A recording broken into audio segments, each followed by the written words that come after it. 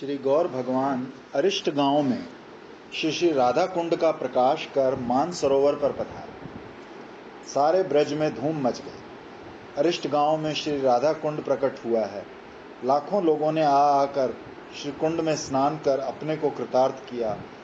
धनी पुरुषों ने श्री कुंड के चारों ओर पक्के घाट बनवा दिए। तब से अरिष्ट गांव का नाम श्री श्री राधा कुंड हो गया। गोवर्धन ग्राम का वध किया था ना, उसके बाद एक साल उन्होंने कहा कि तीरथ का किया। उन्होंने कहा अच्छा तुम सब तीर्थों में तुम जिंदा रहोगी मेरे बिना, हम सभी को यही बुला देते हैं।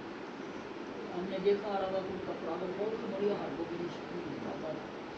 फिर श्याम कुंड तो बन गया, तो लेके तुम भी इसी में स्नान कर लो। कहना है इसमें गो हत्या का पाप है, हम नहीं स्नान करते, हम अपना कुंड बनाएंगे।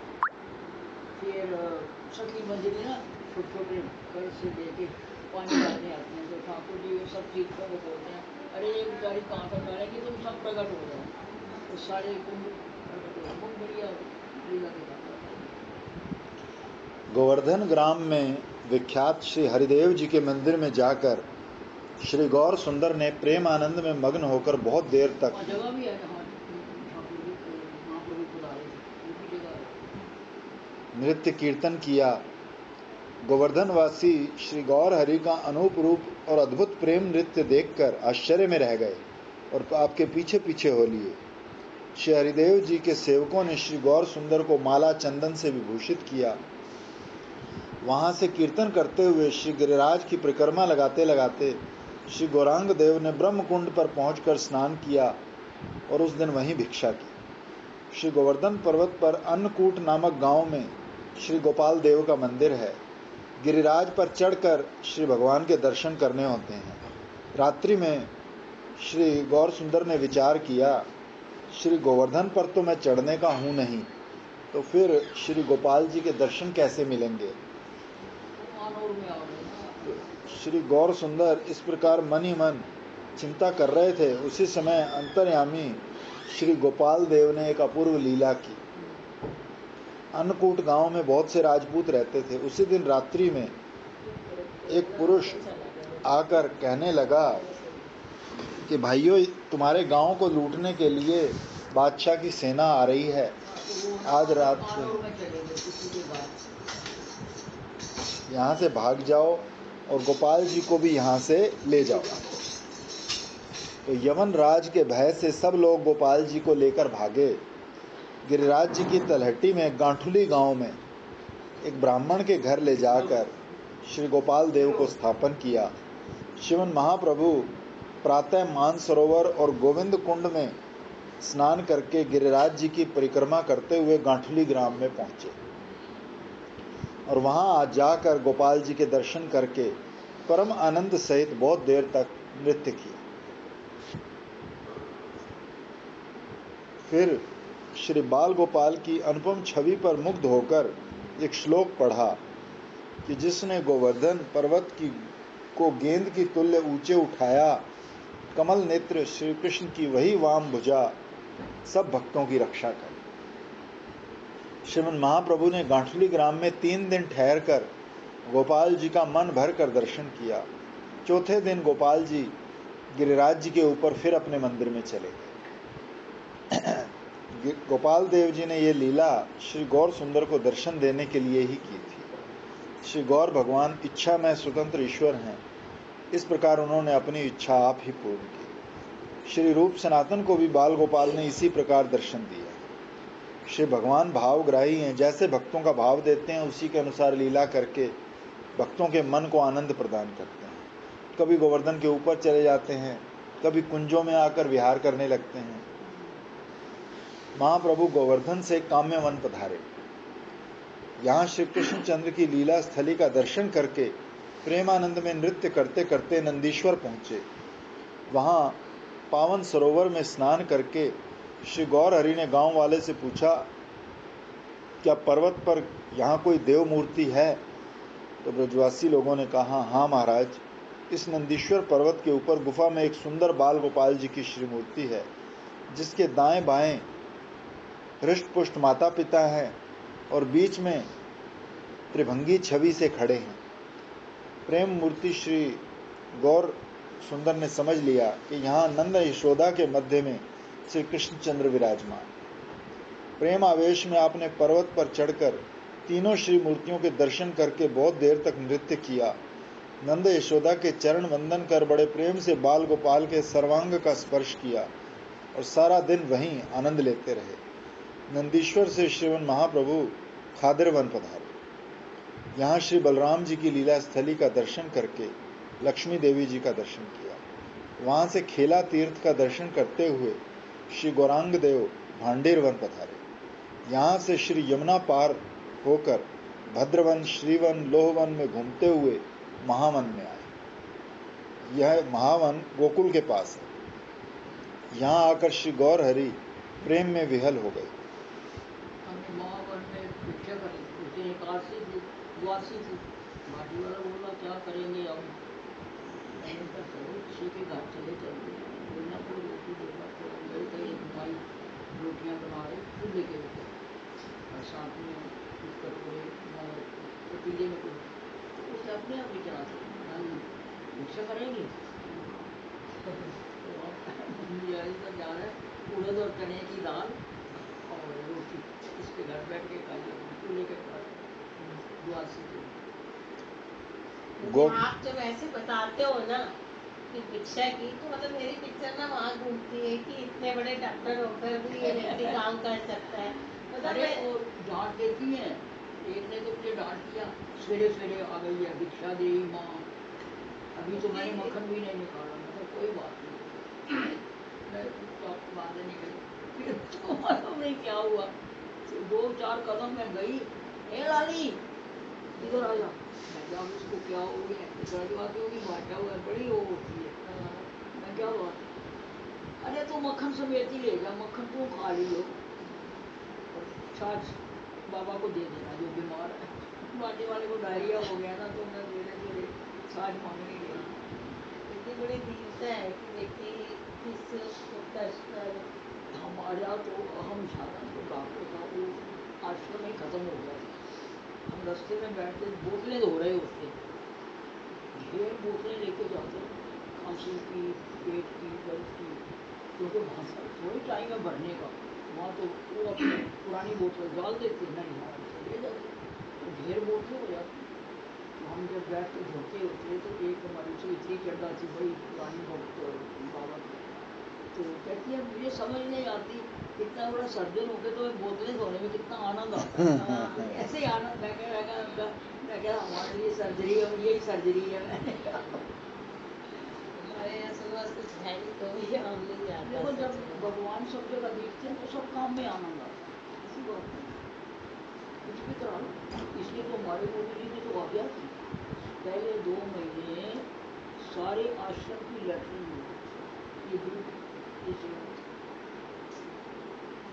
तो फिर कहेंगे ये तो डॉक्टर है, इसको तो 2 महीने खेत में काम करो, है ना। फिर 2 महीने बर्तन मांजो, फिर 2 महीने रोटियां बेलो, 2 महीने सब्जी काटो। 1 साल जब हो जाएगा 6 डिपार्टमेंट में घूम के, फिर देन हु यू आर, फिर वहाँ 1 साल के बाद डिस्पेंसरी बना देंगे। तो फिर बनाते ही मोबाइल भी बना दिया, सब किया। तो अमेरिका से नर्सें आनी शुरू हो गई। श्रीमन महाप्रभु के वृंदावन पधारने में तो आश्चर्य ही हो गया। जब आप पहले पहल मथुरा आए थे तो उस समय जितने लोगों की भीड़ वहां हुई थी, उससे 4 गुना लोग वृंदावन में आपके दर्शनों को आए। सारे ब्रज में धूम हो गई कि वृंदावन में श्री कृष्णचंद्र पुनः प्रकट हुए। महाप्रभु ने पहले कालिया दमन हद में स्नान करके यमुना के किनारे किनारे प्रस्कंदन तीर्थ, द्वादश आदित्य, केशी घाट प्रभृति सभी लीला स्थलों के दर्शन किए। फिर श्री कृष्ण की रास स्थली के दर्शन करके तो आप प्रेम आनंद में मूर्छित होकर गिर पड़े। बहुत देर में श्री गौर हरि की प्रेम मूर्छा खुली। सारे दिन आप वहीं नृत्य कीर्तन करते रहे। आपके नेत्र कमलों से वहीं प्रेम गंगा बह निकली। उच्च नाम संकीर्तन से श्री वृंदावन की भूमि गूंज उठी। सब कहने लगे ये साक्षात कृष्ण। श्री कृष्ण के बिना अन्य में ये प्रेम असंभव है। अगले दिन प्रातःकाल महाप्रभु चीर घाट पर स्नान करके कृष्णचंद्र के समकालीन एक पुरातन वृक्ष के नीचे बैठकर वृंदावन की शोभा निहारने लगे। शीतल मंद सुगंध वायु चल रही थी, यमुना की तरंगें उठ रही थी। अभी तक उस प्राचीन वृक्ष का एक स्मृति चिन्ह वर्तमान है। श्री वृंदावन में यहाँ एकांत में बैठकर श्री गौर हरि ने मध्याह्न तक मधुर हरिनाम संकीर्तन किया। अक्रूर तीर्थ से लोगों की भीड़ से डरकर आप यहाँ एकांत में आकर बैठे थे, किंतु यहाँ भी विशाल जन समूह ने घेर लिया। भला सूर्य देव को कौन छुपा सकता। श्री गौर हरि को मथुरा में एक कृष्णदास मिले थे जो बराबर आपके साथ हैं। श्री वृंदावन में एक कृष्णदास आपके शरणापन्न हुए। ये जाति के राजपूत हैं। श्री यमुना जी के पर पार इनका घर है। ये केशी घाट पर श्री यमुना स्नान करके कालीदह जा रहे थे। मार्ग में इमली के वृक्ष के नीचे श्री गौर सुंदर के मुख से हरिनाम कीर्तन सुनकर तथा उनके अनूप रूप को देखकर कृष्णदास को रात्रि का स्वप्न याद आ गया। इन्होंने रात्रि को श्री कृष्ण भगवान के दर्शन किए थे, इसीलिए प्रेम आवेग में ये श्री यमुना पार होकर आज श्री वृंदावन आए थे। श्री कृष्ण चैतन्य महाप्रभु का दिव्य रूप देखकर वो आपके चरणों से लिपट गए। श्री गौर सुंदर ने श्री कृष्णदास पर कृपा दृष्टि करते हुए मधुर वाणी में पूछा, तुम कौन हो, तुम्हारा घर कहाँ है। श्री गौर हरि की मधुर वाणी कृष्णदास के हृदय को शीतल कर गई। इनके बोलने से ही कृष्णदास ने निश्चय कर लिया कि ये मनुष्य की भाषा नहीं है, तथा जिन्होंने मेरे को रात्रि में स्वप्न देकर कृतार्थ किया है, ये वही साक्षात श्री कृष्ण। ये विचार कर रोते रोते कहने लगे, भगवान, मैं एक तुच्छ गृहस्थी राजपूत हूँ। यमुना के पर पार मेरा घर है। मेरी इच्छा थी कि मैं वैष्णवों की कुछ सेवा करूं, सो रात्रि को एक स्वप्न देखा, वो आपके दर्शनों से अब सत्य हो गया। अब तो कृपा निधि गौर भगवान ने कृष्णदास को हृदय से लगा लिया। महाप्रभु के श्री अंग का स्पर्श पाकर कृष्णदास प्रेम विभोर होकर हरि संकीर्तन करते हुए नृत्य करने लगा। श्री गौर हरि जब मध्याह्न उत्तर अक्रूर तीर्थ पर भिक्षा करने आए, तब कृष्णदास भी आपके संग ही आए। हमारे गुरु जी जब सैर करते थे, तो एक बहुत बड़ा आश्रम था। मैं तो रो ही जाती थी, और भी होते थे लोग, तो किसी गैयाएँ थी और मोर थे, जिसको टच करते ना वो हंसने लगे। बंदर, सब तरह के लोग थे वहाँ, बंदर, कबूतर, पूरे आश्रम में जन्म बने हुए थे। जिसको ऐसा करके उसको खिलाते थे। बाबा पधार गए, 8 दिन तक किसी गैया ने घास नहीं खाया। बड़े लोगों ने ट्राई किया। वो उत्तराधिकारी थी ना, उसने सोचा कि मैं जाके खिलाऊं तो शायद खाए।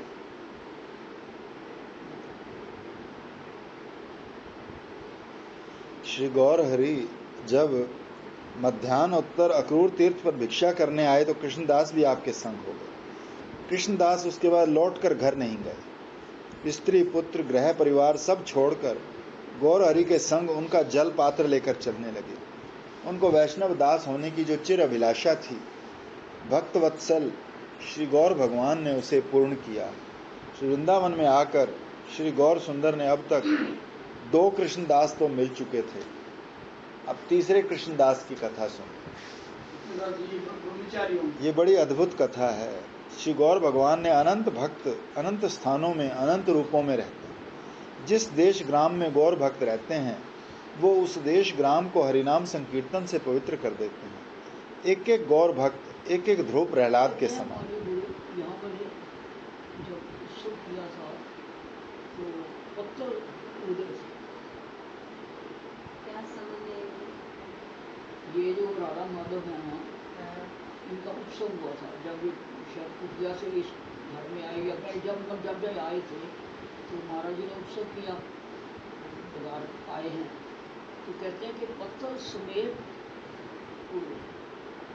ऊपर से महाराज जी कहने के ऊपर से सब सखी मंजरी सब लोग ले रहे हैं ऐसे।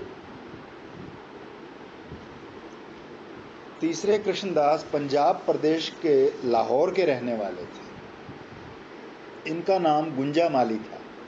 ये उच्च ब्राह्मण कुल में उत्पन्न हुए थे। इनकी अवस्था जब 7 वर्ष की थी तभी दया में श्री गौर भगवान ने इनके हृदय में प्रवेश किया था कि आपकी कृपा दया में बिना किसी हित कबीराज कौन है? अभी तो नहीं आया। कृष्णदास कविराज नहीं आएंगे इसमें, इसमें नहीं। कृष्णदास ब्रह्मचारी हैं।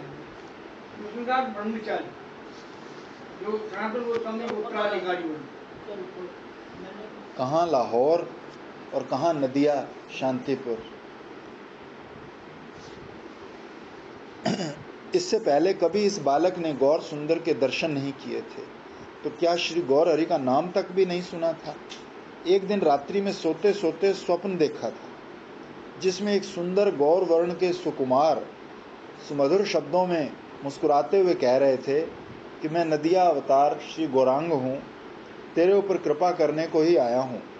श्री वृंदावन में तेरे से मिलूंगा। मैंने तेरे द्वारा कुछ विशेष कार्य कराना है। निद्रा भंग होने पर बालक हा गौरांग कहकर प्रेम रुदन करने लगा। अब उसके मन को और कुछ अच्छा नहीं लगता। उसके चारों ओर श्री गौरांग देव ही दृष्टि में आते थे। वो फिर घर में नहीं ठहर सका। किसी से ना कहकर चुपचाप रोते रोते घर से निकल पड़ा। कहीं जलाहार कहीं फलाहार करता हुआ चल रहा था। एक एक गौर भक्त एक एक ध्रुव प्रहलाद है, इसमें कोई अतिशयोक्ति नहीं है। इसका साक्षात प्रमाण गुंजामाली कृष्णदास है।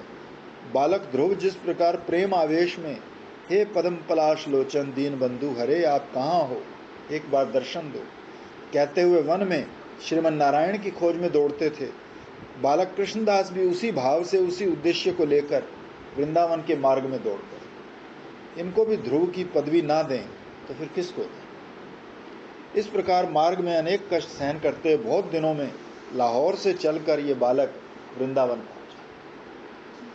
वृंदावन में सब स्थानों में टटोलने पर भी गौर सुंदर का कहीं पता नहीं चला, तो ये रोता रोता गोवर्धन पहुंचा। वहां श्रीपुरी गोस्वामी की पधराई हुई श्री गोपाल मूर्ति के दर्शन करके प्रेमानंद में मग्न होकर पुजारी जी के पास रहने लगा। बालक कृष्ण रात दिन हा गौरांग कहकर रोता रहता। पुजारी भी चक्कर में थे कि ये श्री गौरांग कौन है, कैसे हैं, कहाँ रहते हैं। किंतु बालक की शुद्ध भावना देखकर पुजारी जी इसे बड़े प्यार से रखते। धीरे धीरे महात्मा को मालूम हुआ कि श्री कृष्ण ही श्री गौरांग रूप में गौड़ देश में अवतरित हुए हैं। ये सुनते ही बालक कृष्णदास के आनंद की सीमा ना रही। वो गिरिराज से बंगाल जाने को तैयार हो गया, तो उसी समय अंतर्यामी श्री गौर भगवान नीलाचल से वृंदावन पधारे। मानो इस बालक के प्रेम से आकर्षित होकर ही पधारे। 7 वर्ष की अवस्था में बालक कृष्णदास वृंदावन में आया था, किंतु यहाँ गौर सुंदर की खोज में वनों में भटकते भटकते इसकी किशोर अवस्था हो गई। आज इसके प्राणनाथ स्वयं इसके पास आ गए। श्री गौर सुंदर गोवर्धन में पधार कर जब गोपाल देव के मंदिर के आगे अपूर्व नृत्य कर रहे थे, तब कृष्णदास ने स्वप्न दृष्टा अपने इष्ट देव को पहचान लिया। उस समय जो उनको आनंद हुआ वो वाणी से परे है। हा गौरांग कहकर बालक कृष्णदास महाप्रभु के चरणों से लिपट कर कहने लगा, प्रभु मेरे हृदय में जिन्होंने प्रवेश किया वो आप ही हो, मैं आपकी शरण हूँ। कृपया कर मुझे अपने दास अंगीकार करके कृतार्थ करो। गौर सुंदर ने मधुर मुस्कुराते हुए कृष्णदास को उठाकर हृदय से लगा लिया और अपने कंठ से गुंजा माला उतार कर इनके गले में पहनाई। फिर अपने पास बैठा कर कहने लगे, कृष्णदास आज से तुम्हारा नाम गुंजामाली ही रहा। तुम पंजाब में जाकर लाहौर मुल्तान सब नगरों में भक्ति का प्रचार करो। सर्वशक्तिमान गौर भगवान ने पंजाब देशवासी इस ब्राह्मण कुमार को अपनी शक्ति देकर परम शक्तिशाली किया। सत्य तो ये है कि ये गुंजामाली कृष्णदास श्री गौर सुंदर के नित्य सिद्ध पार्षद हैं। पंजाब देशवासियों का उद्धार करने के लिए ही इनका लाहौर में प्राकट हुआ। गुंजामाली कृष्णदास श्री गौर हरि की आदेश वाणी सुनकर भय से कांपते हुए बोले, प्रभु मैं तो भजन साधनहीन एक तुच्छ जीव हूँ। मेरी क्या सामर्थ्य जो मैं भक्ति दान कर सकूं। आपने मेरे प्रति ऐसी असंभव आज्ञा कैसे की। ये सुनकर श्री गौरचंद्र ने अपने अपूर्व तेजपूर्ण नेत्रों से कृष्णदास की ओर दृष्टि करते हुए कहा, तुम मेरी विभूति हो, जाओ मेरी शक्ति से भक्ति का प्रचार करना। ये वार्ता श्रीमन महाप्रभु ने श्री कृष्णदास से ईश्वर आवेश में कही। कृष्णदास ने उस समय श्री गौर सुंदर में सहस्रों सूर्यों का तेज देखा। तत्काल भाव निधि करुणा में श्री गौर सुंदर ने अपना भाव संवरण किया और हृदय से लगाकर गुंजामाली कृष्णदास को अपने संग वृंदावन तक लाए। यहाँ से इनमें निज शक्ति का संचार करके इनको जीवोद्धार के लिए पंजाब भेजा। इन्होंने पंजाब में जाकर मुल्तान और गुजरात प्रभृति बड़े बड़े नगरों में श्री गौरांग मूर्ति की प्रतिष्ठा करके वहाँ गौरांग धर्म का प्रचार किया। जब अब तक वो सेवा चलती है और वहाँ के लोग परम आनंद सहित नृत्य कीर्तन करके जीवोद्धार करते हैं। श्री गौर सुंदर ने गुंजामाली कृष्णदास की सहायता के लिए पंजाब में एक और भक्त को भी भेजा है। इनका नाम चक्रपाणी है। ये परम विरक्त वैष्णव श्री गौर भगवान के भक्तिमान साधक भक्त। इनको गुंजामाली कृष्णदास गुजरात में मिले हैं। जब इनका सम्मिलन हुआ तो दोनों भक्त प्रेमानंद में मिलकर नृत्य कीर्तन करने लगे। दोनों के नेत्रों से प्रेम गंगा बह निकली। चक्रपाणी गोस्वामी ने गुजरात में श्री निताई गौर मूर्ति प्रतिष्ठा करके संकीर्तन धर्म चलाया। अब तक इनके शिष्य प्रशिष्य उक्त प्रदेश में वैष्णव धर्म का प्रचार कर रहे हैं। गुंजामाली कृष्णदास गोस्वामी की गद्दी का नाम है बड़ी गौड़िया गद्दी और चक्रपाणी गोस्वामी की गद्दी का नाम है छोटी गौड़िया गद्दी। गुंजामाली कृष्णदास गोस्वामी गुजरात से फिर पंजाब में आकर जनार्दन नामक एक कृष्ण भक्त ब्राह्मण को वहाँ महंत बनाकर सिंध पधारे। वहाँ आपने बहुत से हिंदू और मुसलमानों को हरि भक्त बना दिया। यहाँ जो भी आपके मुख से हरिनाम संकीर्तन सुनते थे, चाहे वो किसी भी जाति के हों, सब अपने खोटे कर्मों को छोड़कर हरि के प्रेमी बन जाते थे। तो ये पढ़ के ऐसा लगता है कि जो इस्कॉन वाले कर रहे हैं वो यही कर रहे हैं। हाँ, जब महाप्रभु स्वयं जगह जगह जाके नियुक्त कर रहे हैं, प्रचार करवा रहे हैं, तो वो कोई गलत काम नहीं कर रहे। वो तो कह रहे वास्तव में मैं तो समझती हूँ कि कृष्ण भक्ति तो दूर ही, गौर भक्ति तो इन्होंने ही फैलाई। ठीक है। हाँ, इन्होंने पॉपुलर किया है। इन्होंने और ये इसकी प्रभुदास ब्रह्मचारी की किताबों हाँ। पंजाब चर्चावली जो है वो ज़्यादा सिंपल है। चर्चावली हमारे गुरु जी तो वही किताब सबको पहले पढ़ने को देते थे। औरों का तो यूट्यूब से हो गया है, मीडिया से, और हाँ। संस्थाओं का तो मीडिया से हुआ है। इस्कॉन ने तो घर जा जाकर जाके स्वयं जा के किया। हाँ, तो प्रभुपाद ने भी तो जा के किया। हाँ। वही पद्धति चल रही है सब जाकर। जब से श्रीमन महाप्रभु वृंदावन पधारे तब से सारे ब्रज में धूम मच गई। श्री वृंदावन में कृष्णचंद्र पुनः प्रकट हुए।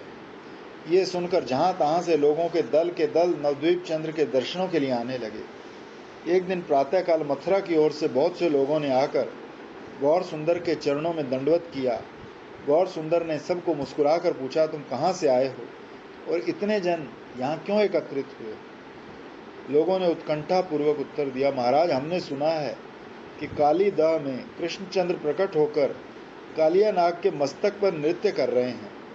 बहुत से लोग दर्शन कर गए हैं, इसमें कुछ संदेह नहीं, सो उनका दर्शन करने को हम यहाँ आए। उन भोले भाले ब्रजवासियों को सुनकर गौर सुंदर ने हंसकर कहा, हाँ भाई, 3 रात्रि से लोगों की बड़ी भीड़ रहती है।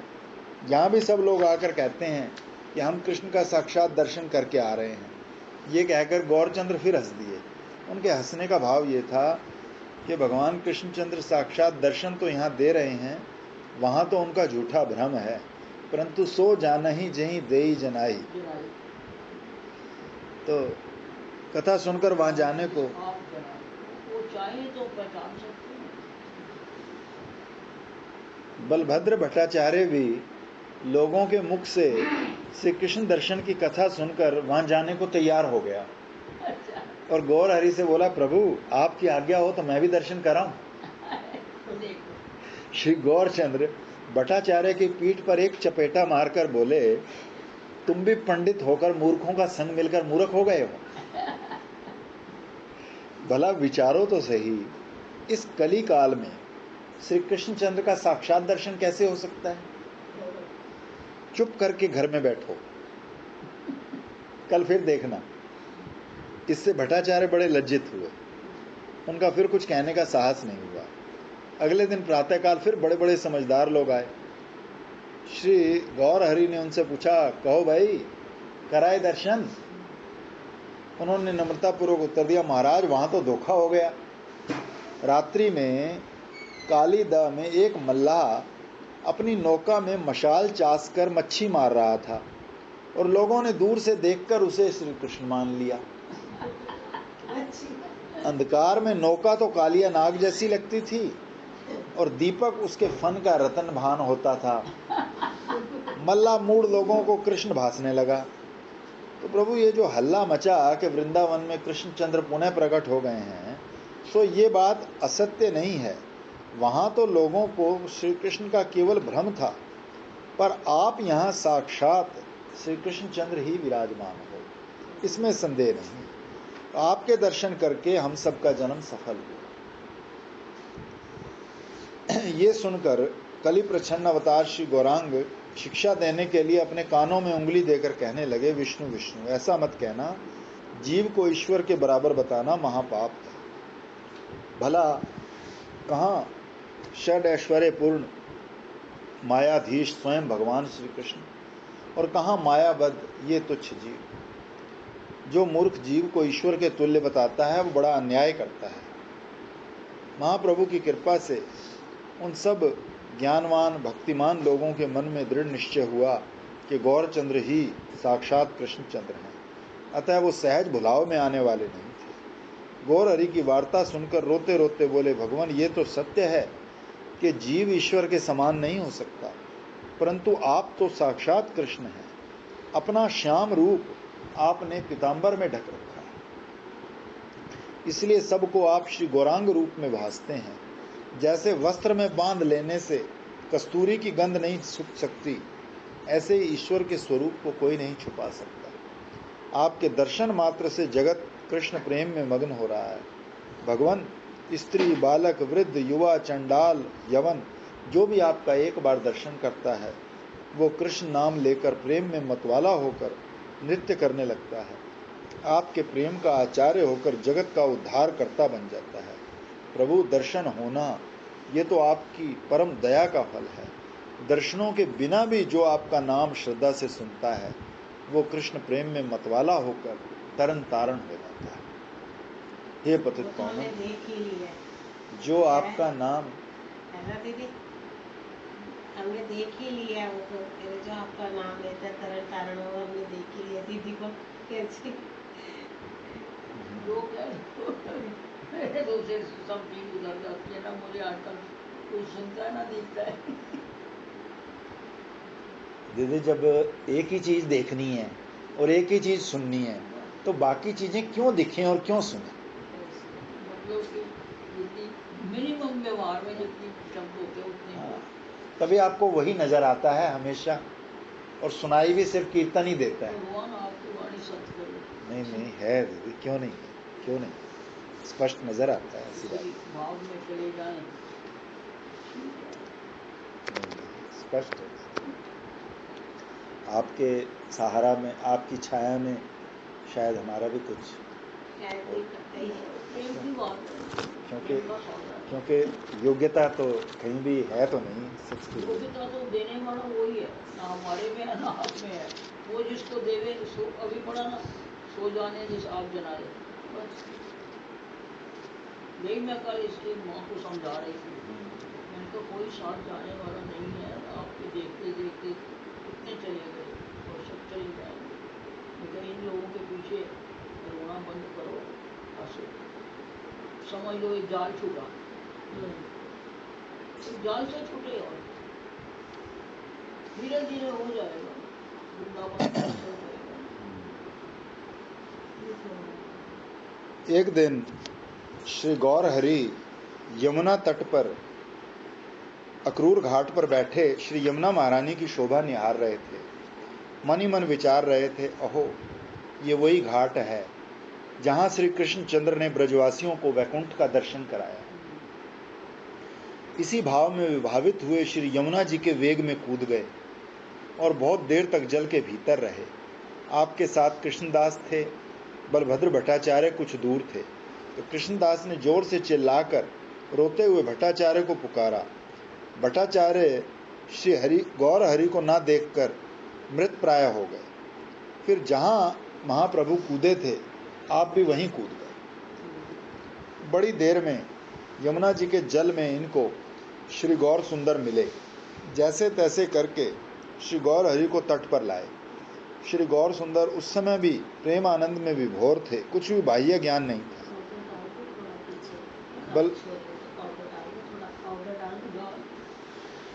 बलभद्र भट्टाचार्य एकांत में बैठकर श्री कृष्णदास से कहने लगे, भाई आज तो मैं यहाँ था, नहीं तो गौर सुंदर को यमुना जल से कौन निकालता, क्योंकि वो तो प्रेम समाधि में निमग्न थे। यहाँ लोगों की बड़ी भीड़ रहती है, फिर निमंत्रण देने वालों ने तो तंग कर रखा है। इस झंझट में मैं गौर सुंदर की पूरी संभाल नहीं रख सकता। किसी ढंग से जो यहाँ से श्री गौर हरि को लौटा कर ले चला जाए, तभी मंगल जानना। श्री गौर सुंदर कार्तिक मास की पूर्णिमा के लगभग श्री वृंदावन पधारे थे। अब माघ मास हो गया। इन 3 महीनों में श्रीमन महाप्रभु को आहार निद्रा का कुछ ध्यान नहीं था, दिन रात का कुछ बोध नहीं था। प्रेम आवेश में देह अनुसंधान को भुलाकर वृंदावन के वनों में विचरते रहते, यत्र तत्र ब्रज रज में लौटते रहते। रोते रोते दोनों नेत्र अंधे होने को हो गए थे। बलभद्र भट्टाचार्य श्री श्याम सुंदर के परम अनुरांगी भक्त थे। वो प्राणपन से गौर हरि की सेवा करते। उनसे श्री गौर हरि की अवस्था और अधिक सहन नहीं हुई। उन्होंने श्रीमन महाप्रभु को वृंदावन से ले जाना ही समझा। इसके लिए उन्होंने कृष्णदास से परामर्श किया। कृष्णदास की सम्मति से प्रभु को ब्रजमंडल के पूर्व में सोरों में गंगा स्नान कराकर श्री गंगा के साथ साथ प्रयागराज ले चलने का निश्चय हुआ। कारण कि श्रीमन महाप्रभु गंगा जी के दर्शनों से बड़ा सुख मानते थे और फिर माघ में प्रयागराज में मकर स्नान करने का लोभ भी कुछ कम नहीं था। तो बलभद्र भट्टाचार्य ने एक दिन सुअवसर पाकर गौर सुंदर के चरणों में निवेदन किया, भगवान, लोगों की गड़बड़ अब मेरे को सहन नहीं होती। निमंत्रण के लिए लोग बड़ा दुख करते हैं। प्रातःकाल से लोगों के झुंड आने आरंभ हो जाते हैं। आपको यहाँ ना पाकर मेरे को तंग करते हैं। श्री गंगा जी के तीर तीर श्री प्रयागराज पहुंचकर मकर का स्नान किया जाए तो बड़ा अच्छा है। आगे आपकी इच्छा। भक्तवांछा कल्पतरु भगवान सदा से ही भक्तों का मनोरथ पूर्ण करते आए। यद्यपि वृंदावन छोड़ने का मन नहीं चाहता था, तथापि भक्तों की भावना पूर्ण करने वाले श्री भगवान ने कहा, भट्टाचार्य, तुम्ही ने मेरे को वृंदावन के दर्शन करवाए हैं। तुम्हारे इस ऋण को मैं नहीं उतार सकता। अब जैसी तुम्हारी इच्छा हो वैसा करो। जहां ले चलोगे वहां चलो। भक्तवत्सल गौर भगवान की मधुर वाणी भक्त के हृदय में प्रवेश कर गई। दूसरे दिन प्रातःकाल गौर सुंदर ने यमुना जी में स्नान किया। आज श्री वृंदावन से चलना होगा, ये विचार कर आप में अपार प्रेम बढ़ गया, किंतु अपनी प्रतिज्ञा का ध्यान आते ही उस भाव को शीघ्र संवरण कर लिया। कृष्णदास, उनके संगी ब्राह्मण और राजपूत कृष्णदास, ये तीनों ही गौर हरि के साथ चले। बलभद्र भट्टाचार्य ने धीरे से महाप्रभु से कहा, हे प्रभु, चलो महावन के दर्शन कराएं। तो यूं कहकर आपने प्रभु को नौका पर चढ़ा लिया। माला जप करते हुए चुपचाप चल रहे थे। किसी को तनिक भी ध्यान नहीं था कि श्री गौर सुंदर आज प्रयागराज जा रहे हैं। जो लोगों को ये मालूम होता तो वो नौका से चिपट जाते। श्री यमुना पार होकर गौर सुंदर इच्छा में भगवान भक्त की इच्छा से नौका में सवार हैं। चलते चलते थक कर एक वृक्ष के नीचे बैठ गए। चारों ओर भक्त भी बैठ गए। बहुत सी गौएं चर रही थी। उन गौओं में बहुत से गोपाल खेल रहे थे। उन गोपालों में एक गोप बालक मधुर स्वर से वंशी बजा रहा था। वंशी ध्वनि को सुनकर गौर हरि प्रेम आवेश में मूर्छित हो गए। उनका श्वास बंद हो गया और श्रीमुख से फेन पुंज निकलने लगा। बलभद्र भट्टाचार्य अपने साथियों सहित महाप्रभु की सेवा करने लगा। प्रभु की प्रेम दशा देखकर रो रो कर बावले से हो गए। उसी समय वहाँ पर 10 घुड़सवार आए। वो 10 मुसलमान सैनिक थे। उनमें बिजली खान नामक एक बादशाह का बेटा था। उसके धर्म गुरु एक पीर साहब थे और 8 पठान थे। गौर हरि को अचेतन अवस्था में पड़ा देखकर वो घोड़ों से उतर आए और विचार करने लगे कि इस सुंदर सन्यासी के पास अवश्य स्वर्ण की मोहरें होंगी और इन लोगों ने स्वर्ण के लोभ से धतूरा खिलाकर इसको मारा है, अतः ये लोग दंड के पात्र हैं। तो ये निश्चय करके उन्होंने तलवारें निकाल ली और महाप्रभु के संगियों को मौत के घाट उतारने को तैयार हो गए। तब तो सब भक्त भय से कांपने लगे और रोते रोते भक्त भयहारी श्री गौरचंद्र के चरणों की ओर देखने लगे। गौर हरि उस समय भी संज्ञाहीन अवस्था में वृक्ष के नीचे पड़े थे। गौर सुंदर के भक्तों में राजपूत कृष्णदास बड़े साहसी पुरुष थे। वो निर्भय होकर बादशाह के लड़के से बोले, आपको अपने खुदा की दुहाई है, ऐसा साहस मत करना। चलो हम आपको राज्य अधिकारी के पास ले चलते हैं। ये सन्यासी तो हमारे गुरु हैं। मैं माथुर ब्राह्मण हूँ।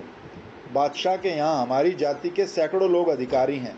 ये हमारे गुरु कभी कभी रोग में ऐसे मूर्छित हो जाते हैं।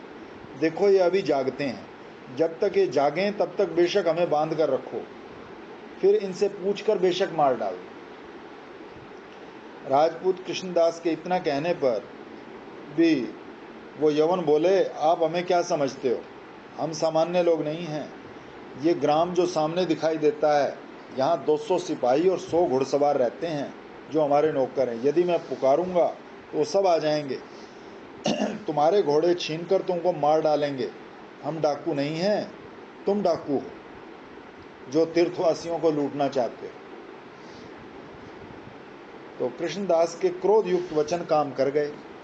अब पठानों को आगे और कुछ कहने का साहस ही नहीं हुआ। उस समय गौर हरि की प्रेम मूर्छा भी खुल गई और गौर सुंदर के अद्भुत रूप को देखकर पठानों के हृदय पिघल गए और उन्होंने तुरंत सब भक्तों को खोल दिया और दंडवत प्रणाम किया। यवनों को देखकर गौरचंद्र को बाह्य ज्ञान हुआ। बादशाह का बेटा कहने लगा, महाराज आपके पास जो अशरफियां थी, इन ठगों ने आपको धतूरा खिलाकर सब निकाल ली हैं। दयानिधि गौर भगवान ने कहा, नहीं ये ठग नहीं है, ये मेरे संगी हैं। मेरे पास धन का क्या काम? मैं तो भिखारी सन्यासी हूँ। मेरे शरीर में एक रोग है, उससे मैं मूर्छित हो जाता हूँ। ये सब उस दशा में मेरी रक्षा करते हैं। तो उन पठानों को विश्वास हो गया कि ये फकीर हैं और ये इनके चेले हैं। तो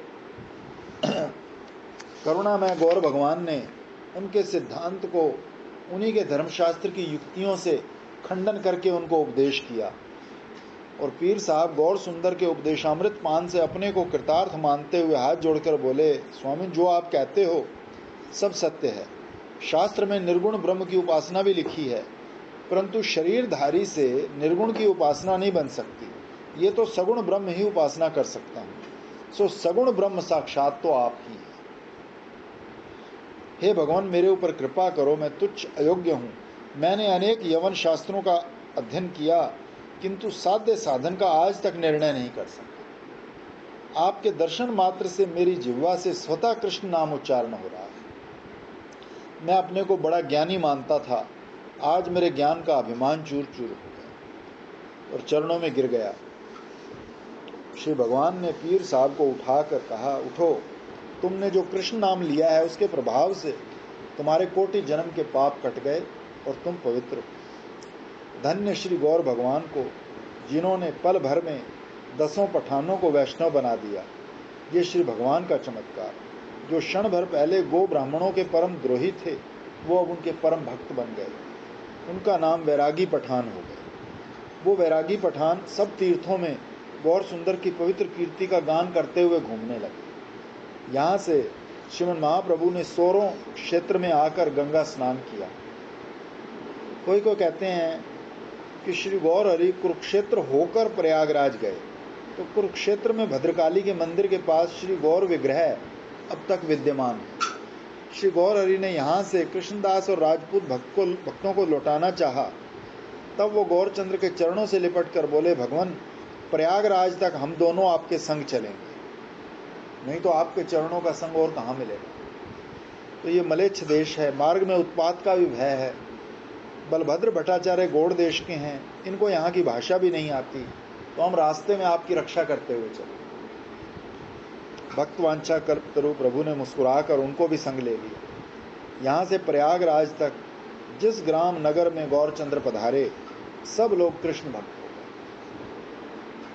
जिस प्रकार गौर ने हरिनाम संकीर्तन से दक्षिण यात्रा में दक्षिण देश का उद्धार किया, उसी प्रकार वृंदावन की यात्रा में आपने पश्चिम देश का उद्धार किया। माघ मास में मकर स्नान के समय श्री गौरचंद्र प्रयागराज पधारे। यहाँ 10 दिन रहकर त्रिवेणी स्नान किया। उन दिनों कुंभ का मेला था, लाखों यात्री तीर्थराज में स्नान करने को आए थे। गौर हरि के अद्भुत रूप के दर्शन करके, उनके श्रीमुख से हरिनाम संकीर्तन सुनकर सब लोग कृतार्थ हुए। बहुत से सन्यासी और वैष्णव भी उस पर्व में मकर स्नान के लिए आए थे। गौर हरि के चरणों में आत्मसमर्पण करके हरि संकीर्तन में योग देते हुए नृत्य करने लगे। त्रिवेणी घाट पर आनंद कोलाहल मच गया। सब लोग महाप्रभु के आश्चर्यमय प्रभाव में मुग्ध होकर शरणापन होने के लिए व्यग्र हो उठे। महाप्रभु की सब लीलाएं अलौकिक हैं, किंतु भाग्यहीन जीवों को सुनकर उन पर विश्वास नहीं होता।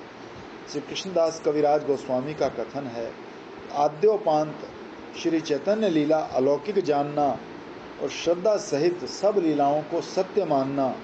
जो इन लीलाओं में तर्क करता है वो मूर्ख राज है, वो अपने सर पर आप ही वज्र डालता है। जय गौर, जय गौर, जय गौर।